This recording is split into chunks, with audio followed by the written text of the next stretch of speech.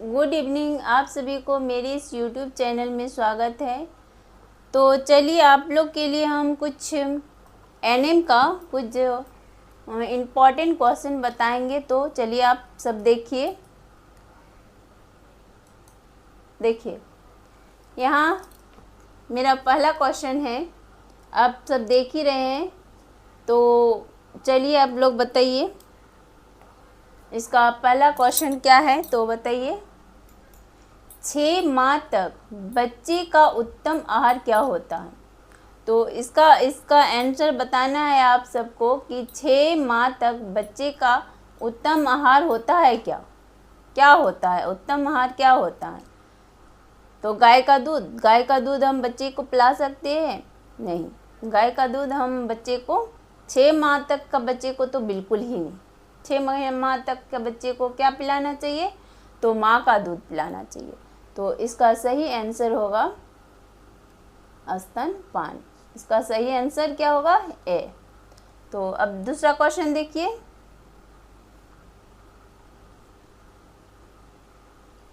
चलिए दूसरा क्वेश्चन देखिए।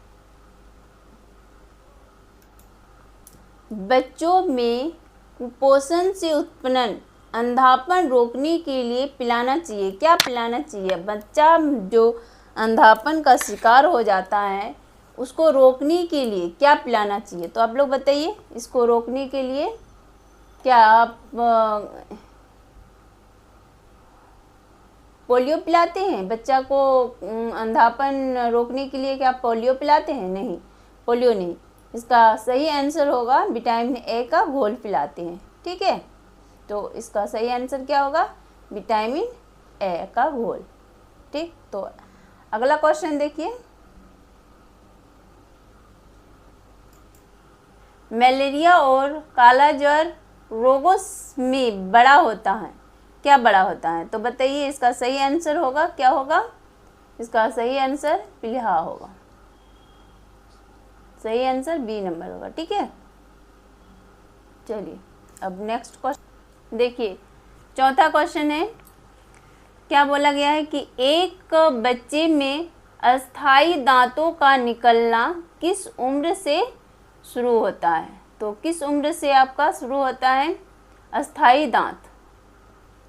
दांत का निकलना किस वर्ष से शुरू होता है?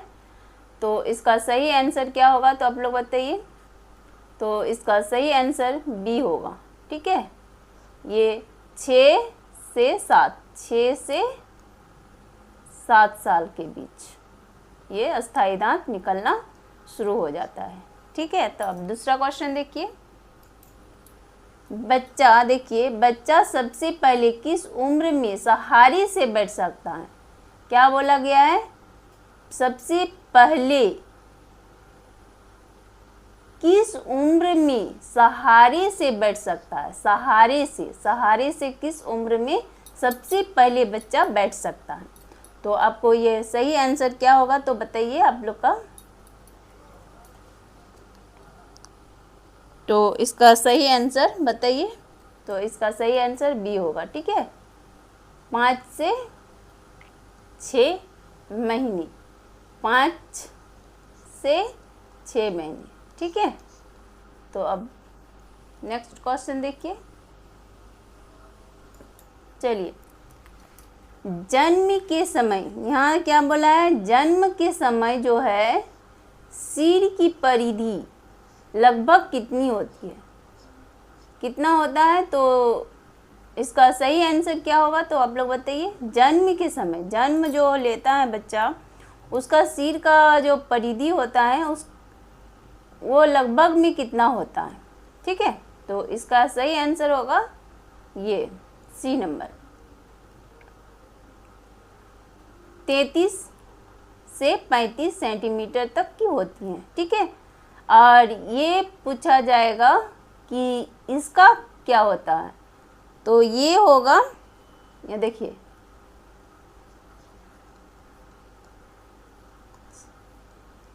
छाती।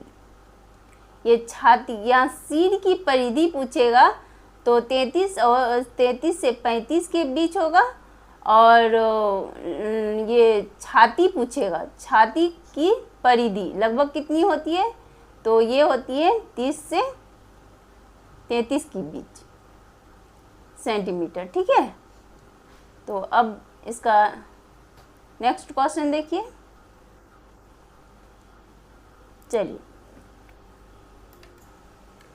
देखिए, यहाँ क्या पूछा गया है, कोशिकाओं के समूह को कहा जाता है, क्या कहते हैं, कोशिका के समूह को क्या कहते हैं, तो इसका सही आंसर हो जाएगा उत्तक।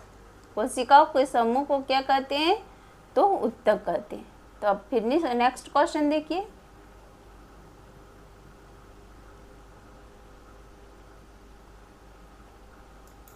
अब 9 नंबर क्वेश्चन देखिए।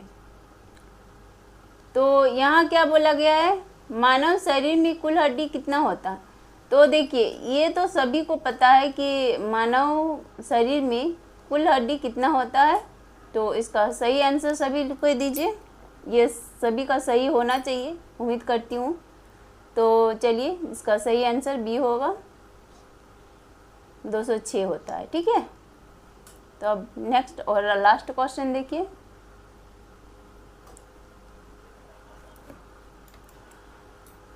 पसलियों के हड्डियों की संख्या होती है, कितनी होती है, पसलियों के हड्डियों की संख्या कितनी होती है, तो बताइए आप लोग। चलिए आप सब ये बताइएगा कि हम बता ही दें। तो चलिए आप सब ये पढ़िए, और हम ये बता ही दे रहे हैं कि इसका पसलियों की संख्या होती है ये 24, ठीक है। तो उम्मीद करती हूँ ये वीडियो अच्छा लगा होगा।